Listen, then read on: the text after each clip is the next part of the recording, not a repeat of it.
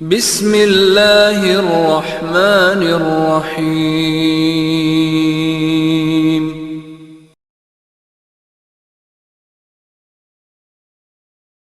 اعوذ باللہ من الشیطان الرجیم، بسم اللہ الرحمن الرحیم، الحمد للہ رب العالمین، وصلی اللہ علی محمد وآلہ الطیبین الطاہرین المعصومین الذین ذہب اللہ عنہم الرجس وطہرہم تطہیرا۔ اللهم صل على محمد وعلى محمد۔ الحجج والامارات کی بحث میں تھا العرف والسیرہ۔ گزشتہ درس میں بیان کیا تھا کہ عرف اور سیرت سے مراد کیا ہے اور کہاں ضرورت پیش آتی ہے عرف کی اور سیرت کی، ٹھیک ہے، یعنی کب عرف اور سیرت کی طرف رجوع کیا جاتا ہے۔ نمبر ایک تھا استکشاف الجواز تکلیفاً او وضعاً، کسی حکم تکلیفی یا حکم وضعی کے جواز کو ثابت کرنے کے لیے بعض اوقات ضرورت پڑتی ہے عرف اور سیرت کی۔ یعنی بعض اوقات وہ کون سے اوقات ہیں، بعض وہ بیان کر چکے ہم کہ ان اوقات میں وہ ہم نے کہا تھا کہ وہ سیرت اس کے بارے میں نص موجود نہ ہو اور اس سے متصادم بھی نص نہ ہو اور وہ سیرت معصوم کے زمانے سے متصل ہو، یہی بیان کیا تھا نا۔ تو ایک پہلا تھا کہ کب ضرورت پڑتی ہے عرف اور سیرت کی، جواب تھا کسی شے کے، کسی عمل کے، یعنی جواز تکلیفی یا جواز وضعی کو کشف کرنے کے لیے، ثابت کرنے کے لیے عرف اور سیرت کی ضرورت ہوتی ہے۔ آج دوسرا مقام بتاتے ہیں، ٹوٹل 4 مقامات ہیں، 4 جگہ پر ضرورت پڑتی ہے ہمیں عرف اور سیرت۔ ایک بیان ہو چکا، دوسرا ہے تبیین المفاہیم، بہت آسان ہے۔ بعض اوقات ایک لفظ موضوع حکم بنتا ہے، ہمیں اس کے مفہوم کا پتہ نہیں ہوتا، مفاہیم کی تشخیص کے لیے عرف کی ضرورت پڑتی ہے اگر شارع نے خود اس کی وضاحت نہ کی ہو، ٹھیک ہے۔ میں ایک مثال دیتا ہوں، فرض کریں شارع کہتے ہیں غنا حرام ہے۔ اب غنا کس کو کہتے ہیں؟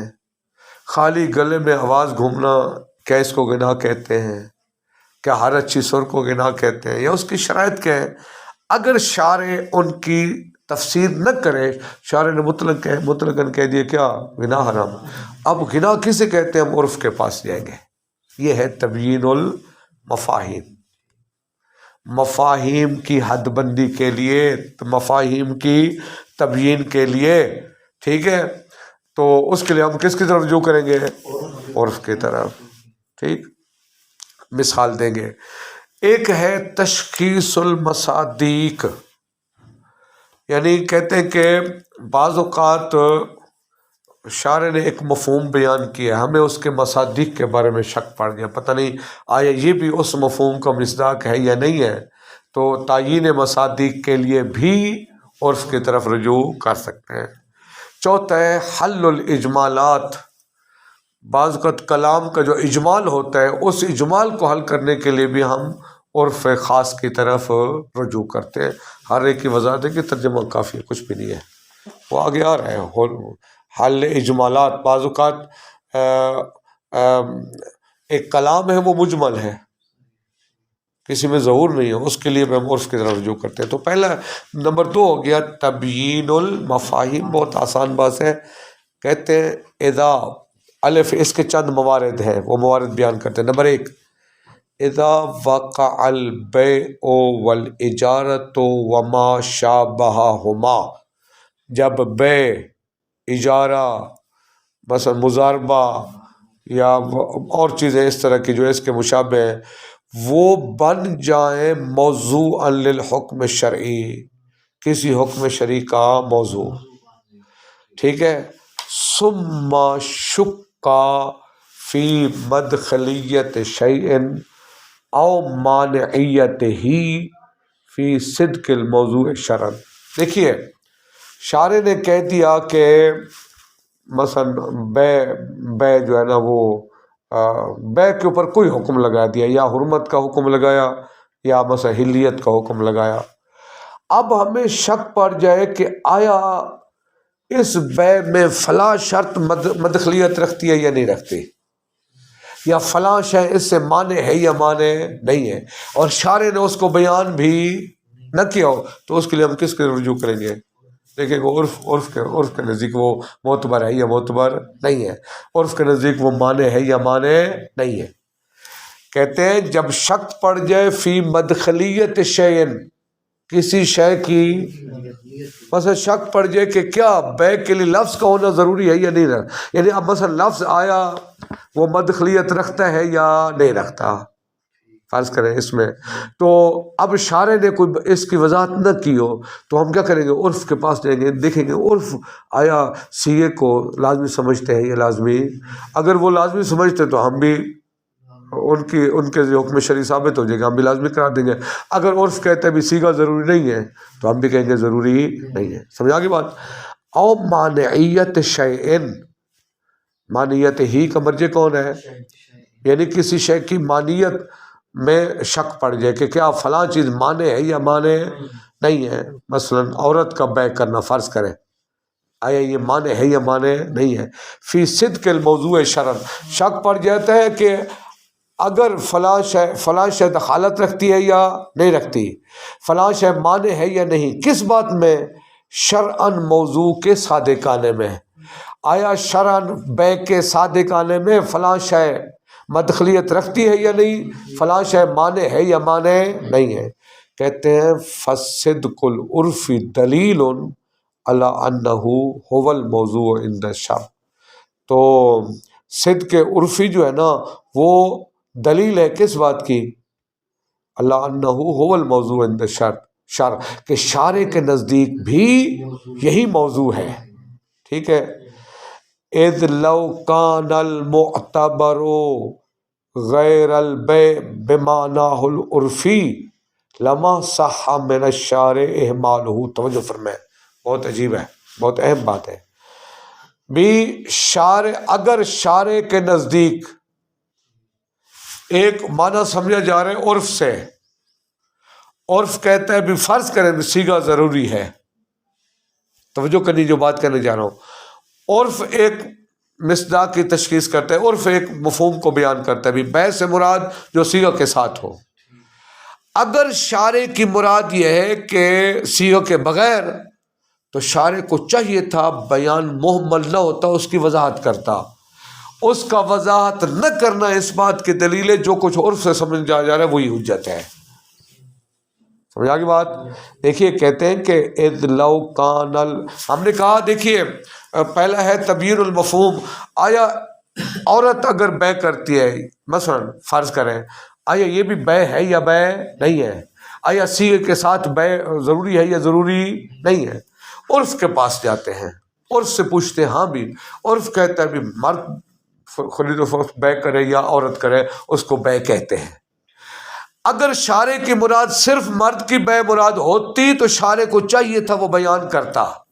अगर उर्फ़ से समझे जा रहे हर तरह की बै, चाहे वो मर्द करे या औरत, अगर शारे की मुराद सिर्फ वो बै थी जो मर्द करे तो शारे को चाहिए था बयान मुहम्मल ना होता, उसको वो बयान करता।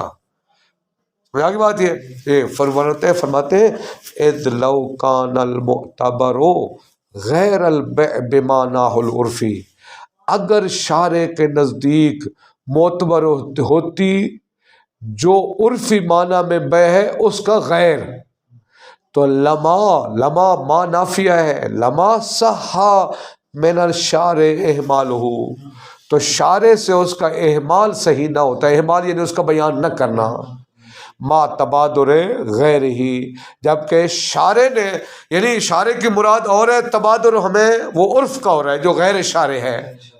ठीक है, जबकि शारे तबादुर किसका हो रहा है? जो शारे ने शर्त लगाई है उसका तबादुर नहीं हो रहा, उसका तबादुर हो रहा है जो उर्फ़ जो बयान कर रहा है। अगर शारे की ये मुराद नहीं थी तो शारे अपने बयान को मुहम्मल न करता, उसको बयान करता, वाज़े करता। ما تبادر غیرہی و کمال اہتمام ہی بے بیان الجزیات، جبکہ فرض یہ ہے کہ مولا نے اہتمام کیا ہے تمام جزیات کے بیان کا، من المندوبات والمکروہات، کون سی چیزیں مستحب ہیں، کون سی چیزیں مکروہ ہیں، ٹھیک ہے. یعنی فرض یہی ہے کہ وہ اس نے تمام جزیات کو، تمام چیزوں کو بیان کیا. اس شے کے مقام بیان میں بھی تھا، اس شے کے مقام بیان میں تھا. اب اس نے بیان نہیں کیا تو سمجھا جائے گا کہ وہی جو عرف نے کہا ہے وہی ٹھیک ہے ہمارے لیے ہے. اذ یکون ترکہ اغراء بالجہل، کہتے ہیں اگر دیکھیں مولا کی مراد وہ تھی جو عرف نہیں سمجھ رہا. مولا کی مراد کیا تھی؟ عرف نہیں سمجھ رہا، ٹھیک ہے. جس کا تبادر ہو رہا ہے وہ نہیں مراد تھی بلکہ کچھ اور مراد تھی، تو مولا کو چاہیے تھا وہ بیان کرتا. مولا کا بیان نہ کرنا اس کا مطلب ہے وہ ہمیں جہالت کی طرف لے جا رہا ہے. ولا یجوز، شارع کے لیے یہ ممکن نہیں ہے کہ وہ ہمیں جہالت کی طرف لے جائے. سمجھا کی بات؟ یہ کلیئر ہے نا؟ یعنی مطلب یہ ہے اگر کسی مفہوم کی تشخیص میں شک پڑ جائے تو اگر شارع نے اس کی وضاحت نہ کی ہو تو پھر دیکھا جائے گا عرف کیا کہتے ہیں.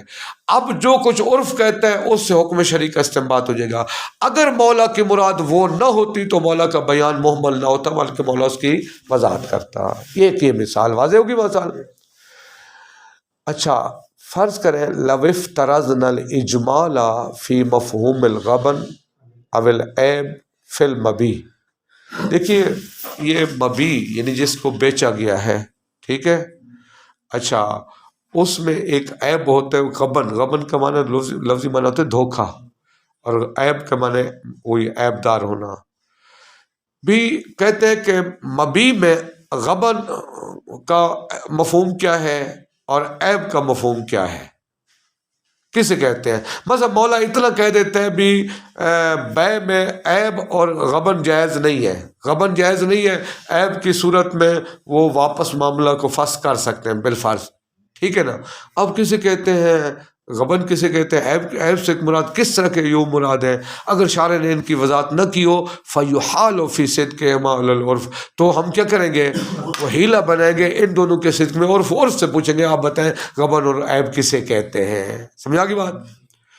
قال المحقق الاردبیلی قد تقرر فی الشرع، وہ فرماتے ہیں شریعت میں یہ مقرر ہو چکا ہے ان ما لم یثبت لہ الوضع الشرعی، ہر وہ شے جس کی وضع شرعی ثابت نہ ہو، یحال الی العرف، وہاں کس کی طرف جایا جائے گا؟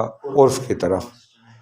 جرین علی العادت المعہودۃ، یعنی در حالانکہ اس کو جاری کریں گے اس عادت پر جو عادت رائج ہو چکی ہے. من رد الناس الی عرفہم، وہ کیا عادت ہے؟ وہ یہ ہے کہ ہمیشہ لوگوں کو پلٹے جاتے ہیں کس کی طرف؟ عرف کی طرف. بھی عرف کیا کہتے ہیں، لوگ اس کے بارے میں کیا کہتے ہیں. جبکہ فرض یہ کہ شارع نے مثلا ان کی جزیات کو بیان نہیں کیا تو عرف کے علاوہ کوئی دلیل بن ہی نہیں سکتی ہے. سمجھا کی بات؟ یہ اسی بات کی تائید میں قال المحقق الاردبیلی اسی عرف کی تائید میں بات کی ہے. ایک اور مثال، لو افترضنا الاجمال فی حد الغنا، اور غنا کی حد میں تعریف میں اجمال کو فرض کر لیں. شارع نے کہا غنا حرام ہے. اب غنا کس کو کہتے ہیں؟ وضاحت نہ ہو تو فل مرجع هو العرف، تو مرجع کیا ہوگا؟ دیکھا جائے گا عرف کس کو غنا کہتا ہے. عرف کے نزدیک جو غنا ہوگا وہ حرام ہوگا. فَكُلُّ مَا يُسَمَّى بِالْغِنَى عُرْفًا، بس ہر وہ جس کو عرف میں کیا کہتے ہیں فَهُوَ حَرَامٌ، وہ حرام ہوگا. وَإِن لَمْ يَشْتَمِلْ عَلَى التَّرْجِيحِ وَلَا عَلَى الطَّرْبِ.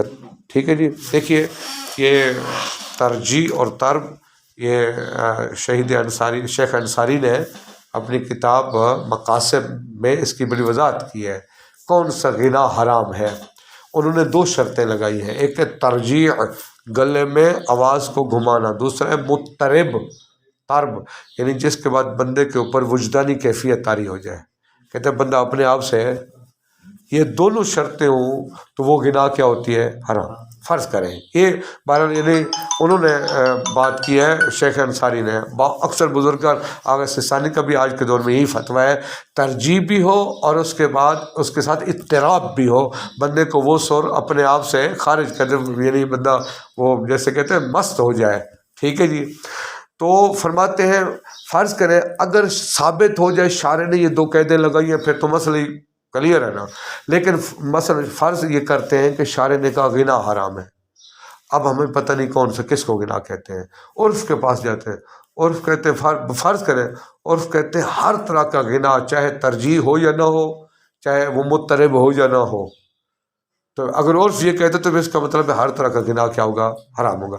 اگر عرف کہتا ہے بھی جس میں ترجیح اور اضطراب ہو تو پھر وہ حرام ہوگا. جو عرف تشخیص کرے گا وہی ہمارے لیے حجت ہوگا. سمجھا کی بات؟ ہاں تو یہ ہم نے کافی سارے مسئلے میں وہی تو بیان کریں کہ کہاں کہاں ہم عرف کے پاس جا سکتے ہیں، اس کی شرائط قیود ہیں. ہر یہ تو نہیں نا ہم نے پہلے بیان کیا ہے. اگر مثلا ہماری عرف بن چکا ہے مخلوط مجالس اور محافل، تو یہ ہر جگہ پر ہم عرف سے تمسک وہی تو موارد بیان کریں کہ کہاں کہاں ہم. تو ایک یہ ہے کہ تبیین المفاہیم، تبیین المفہوم. شارع نے کہا غنا حرام ہے، اب غنا کس کو کہتے ہیں؟ شارع نے وضاحت نہیں کی، فرض یہ ہے تو دیکھا جائے گا عرف کیا کہتے ہیں. سمجھا کی بات؟ یہ فرماتے ہیں کہ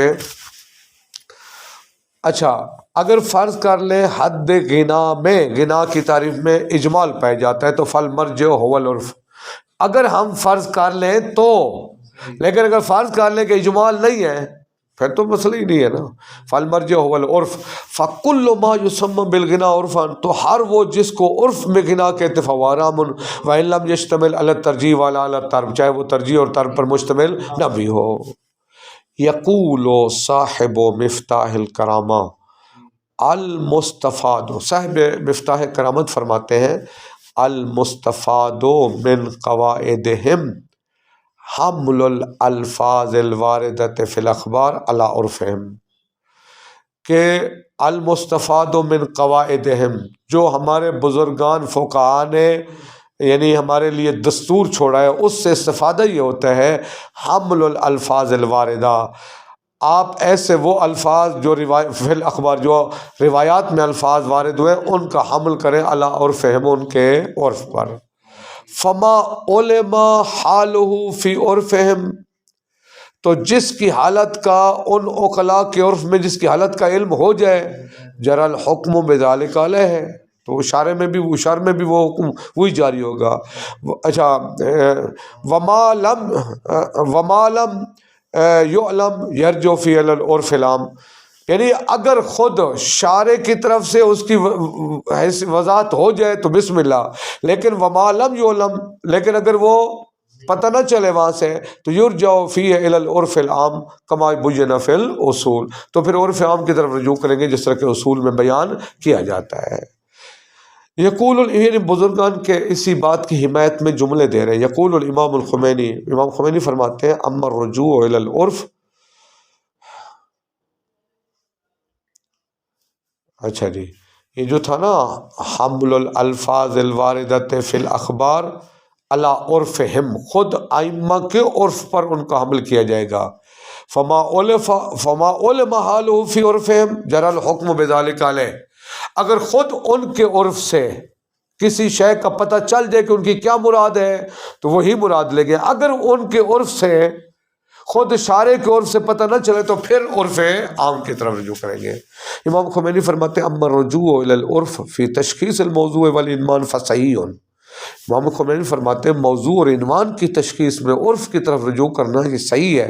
لا محیص عنہ ہو، آپ اس کا کوئی چھٹکارا نہیں ہے. اذ کان الموضوع ماخوذا فی دلیل لفظی، کیونکہ موضوع کو عکس کیا گیا کسی دلیل لفظی میں، اور ما قدر اجماع، یا کسی موضوع کا استفادہ ہو رہا ہے کس سے؟ اجماع سے. مطلب یہ ہے کہ جب بھی کوئی ایسا موضوع آ جائے اور اس کی تشخیص نہ ہو رہی ہو تو کس کی طرف رجوع کریں گے؟ عرف کی طرف رجوع کریں گے. نمبر 3 ہے تشخیص المصادیق. شارع نے ایک مفہوم بیان کر دیا، پہلا تھا اصل مفہوم واضح نہیں ہے.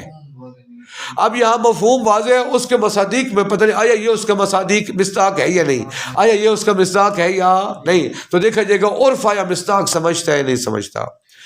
قد اتخذ الشرع مفاہیم کثیرۃ، شارع نے بہت سارے مفاہیم لیے ہیں، وجعلها موضوعا لاحکام، اور ان کو احکام شریعہ کا موضوع قرار دیا ہے۔ ولیکن ربما یعرض الاجمال علی مصادیق، بعض اوقات اس کے مصادیق میں اجمال پایا جاتا ہے، ویتردد بین کون شے، ویتردد یعنی تردد پایا جاتا ہے بین کون شے مصداقا لها اولا، مثلا فلاں شے آیا اس کا مصداق ہے یا مصداق، مثال وہذا کالوطن والسعید والمفازت والمعدن والارض الموات الی غیر ذلک من الموضوعات۔ دیکھیں ایک مثال میں لے لیتا ہوں، سعید، سعید کسے کہتے ہیں دیکھا جائے گا، مگر شہید شارع نے کہا سعید پر تیمم جائز ہے، سعید پر تیمم جائز ہے، ٹھیک ہے جی۔ اچھا اب دیکھا جائے گا مفہوم سعید، اب آیا صرف مٹی خاک کو سعید کہتے ہیں یا ریت اور پتھر وغیرہ کو بھی کہتے ہیں؟ اگر شارع نے وضاحت نہ کی ہو عرف کی طرف رجوع کریں گے، عرف سے پوچھیں گے آپ بتائیں آیا ریت بھی سعید ہے یا سعید، عرف کہتے ہیں سعید ہے تو اس کا مطلب ہے پھر ریت پر بھی تیمم ہو سکتا ہے۔ تو اسی طرح وہ وطن ہے، معدن ہے، ارض اموات مردہ زمین ہے، اس سے کیا مراد ہے، الی غیر ذلک من الموضوعات التي ربما یشک الفقی مصادیقہما، جب فقی ان کے مصادیق میں کیا کر بیٹھے، شک کر بیٹھے، تو اس صورت میں فیکون العرف هو المرجع فی تطبیقها علی موردها، پھر اس مفہوم کے اپنے مصادیق پر تطبیق میں عرف کی طرف رجوع کیجیے گا، عرف سے پوچھا جائے گا کیا یہ فرد اس مفہوم کا مصداق ہے یا مصداق نہیں، عرف جو کہے گا اس چیز سے حکم شرعی کو ثابت کریں گے۔ اگلا ہے حل الاجمالات فی ظل الاعراف الخاصہ۔ اعراف دیکھیے عرف کی دو قسمیں، ایک ہوتے عرف عام، ایک ہوتے عرف خاص۔ بعض اوقات ہو سکتا ہے کہ صرف شیعہ فقہا کا عرف مراد ہو، مسلمانوں کا عرف مراد ہو، ایک علاقے کا عرف مراد ہو، دوسرے کا نہ ہو۔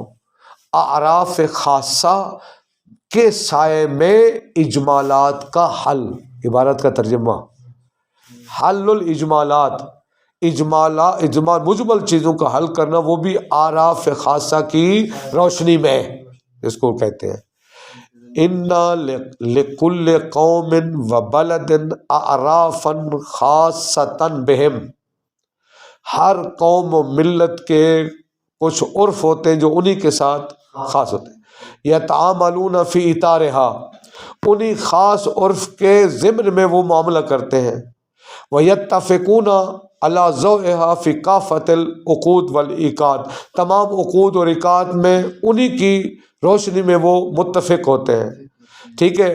لیکن ہر علاقے کا ہو سکتا ہے عرف مختلف ہو، جیسے میں نے ایک مثال دی تھی، ایک علاقے کا عرف مالٹے کلو کے حساب سے دیتے ہیں، ایک علاقے کا عرف مالٹے درجن کے حساب سے ہے، اسی طرح کیلے ہیں، اسی طرح انڈے ہیں، یہ اب سب کا عرف ایک جیسا نہیں ہے، ٹھیک ہے جی۔ اچھا جی، کہتے ہیں کہ فہذہ الاعراف ہو، تو یہ جو اعراف ہیں، یہ جو اعراف خاص ہر علاقے کا اپنا معاملات کی ادائیگی، معاملات میں تو شکل و قرینتاً حالیتاً، یہ بھی ایک قرینہ حالیہ کو تشکیل دیتا ہے، لحل کثیر من الاجمالات المتوہمہ، بہت سارے ان اجمالات کو حل کرنے کی صلاحیت رکھتے ہیں جو اجمالات متوہم ہوتے ہیں ان کے اقوال اور افعال میں، یعنی اس علاقے کے اقوال اور ان کے افعال میں اجمال پائے جاتا ہے، تو ان اجمالات کو ختم کرنے کے لیے کیا کرتے ہیں، ان کے عرف کی طرف رجوع کریں گے۔ وَلْنُقَدِّمْ نَمَاذِجَ مِنْهَا، نماذج نموذج کی جمع ہے، ہم چند نمونے پیش کرتے ہیں اس کے، مثلا اذا باع اللحم، کوئی شخص گوشت کو بیچے، ثم اختلف فی مفہومہ، پھر اس کے مفہوم میں شک اختلاف کر جائے، فالمرجع هو المتبادر فی عرف المتباین، دیکھا جائے گا کہ وہ لحم کہہ کر وہ متباین لحم کہہ کر عرف میں وہ کون سا لحم مراد۔ دیکھیے میں آپ کو پہلے مثال دوں نا، مثلا ایک آدمی کہتا ہے بھی میں نے 5 کلو آپ کو گوشت دوں گا، فرض کریں لحم، اب آیا مچھلی کا گوشت کو بھی لحم عرف میں کہتے ہی نہیں کہتے، یا صرف وہ بڑا گوشت چھوٹا گوشت، ٹھیک ہے. اب مثلا چھوٹا، ہمارے پنجاب میں کیا ثقافت ہے، چھوٹا گوشت بڑا گوشت. اگر کوئی کہے کہ بھی میں نے 5 کلو گوشت خریدا تو مچھلی کا گوشت ذہن میں آتا ہے؟ نہیں آتا ہے، قطعاً نہیں آتا ہے. اچھا چھوڑیں، اب گوشت میں آ جائیں. کوئی شخص کہے میں نے بڑا گوشت کھایا، تو بڑے گوشت سے مراد کیا ہوتا ہے؟ وہ گائے بھینس ان کا. چھوٹے گوشت سے کیا مراد ہوتا ہے؟ یہ عرف خاص بن چکے ہیں نا، ٹھیک ہے نا. اب آپ جاتے ہیں، آپ اس سے دکاندار سے کہتے ہیں مجھے چھوٹا گوشت دے، ٹھیک ہے. وہ مثلا وہ گائے کا گوشت دے دے. آپ کہیں وہ جھگڑا ہو جائے، وہ کہیں گے نہیں بھی پیسے اسی کہیں گے، جھگڑا ہو جائے. آپ کہیں گے دیکھیں عرف سے پوچھتے ہیں چھوٹا گوشت کس کو کہتے ہیں. سمجھ آ گئی بات؟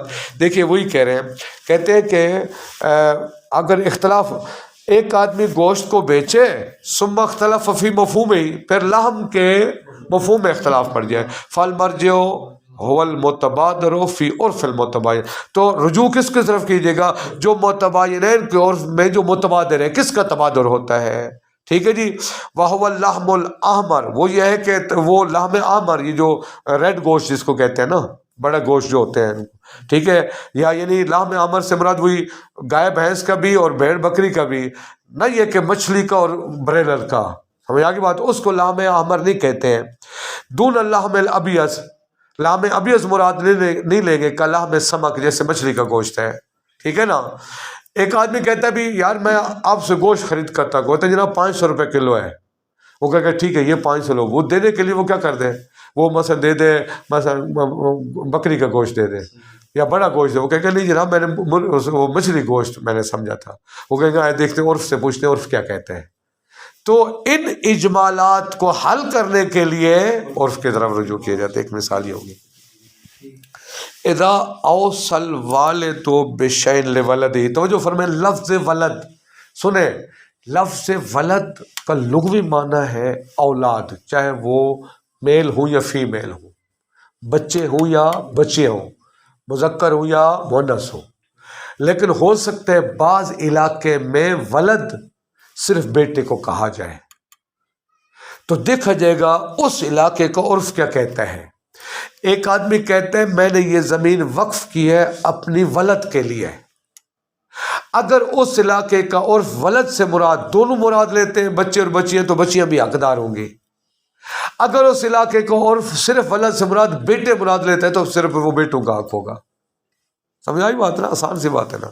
فرماتے ہیں اذا اوصل والد بشیء، جب والد کسی شے کی وصیت کر جائے لولدہ، فالمرجع فی تفسیر الولد، اب ولد کی تفسیر میں مرجع هو العرف، آخر میں وہ کیا ہے؟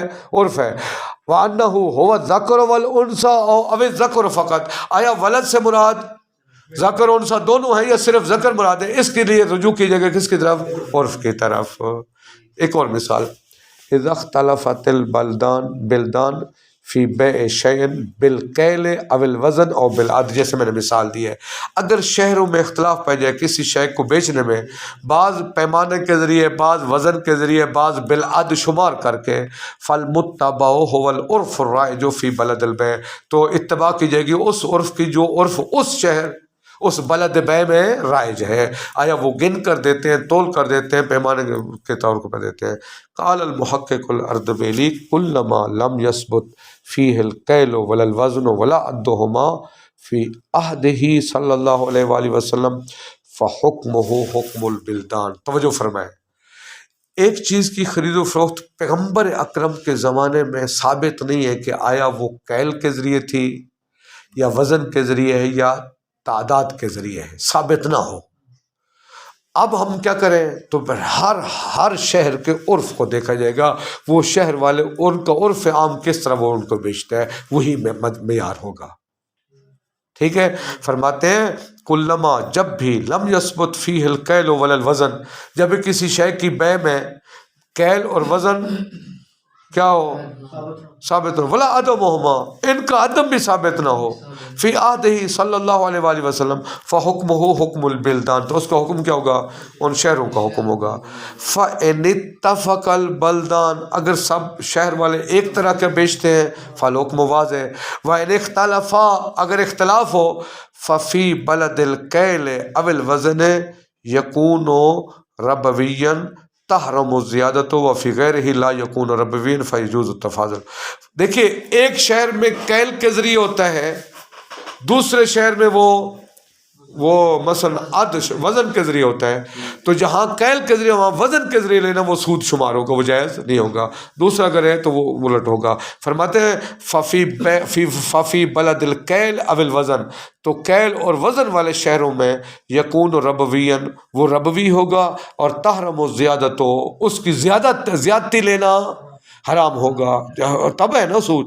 وفی غیر ہی، لیکن اس شہر کے غیر میں لا یکون ربوین، وہ ربوی نہیں ہوگا، فیجوز التفاضل، وہاں تفاضل، یعنی 1 کلو مالٹے دیں ادھر سے لینے کے لیے زیادہ لے سکتے ہیں درجن کے حساب سے، کلو کے حساب سے زیادہ دے کر، مثلا کلو کے حساب سے کم دیں اور گننے کے اعتبار سے زیادہ لے لیں، یہ ربوی نہیں ہوگا، یہ بے شمار نہیں ہوگا۔ بے شمار کیا ہوگا؟ ایک ہی شہر میں ایک ہی عرف ہے، مثلا شمار کرنے کے ذریعے درجن کے ذریعے، تو 1 درجن دے کے 1.5 درجن دینا یہ سود ہوگا، ٹھیک ہے جی۔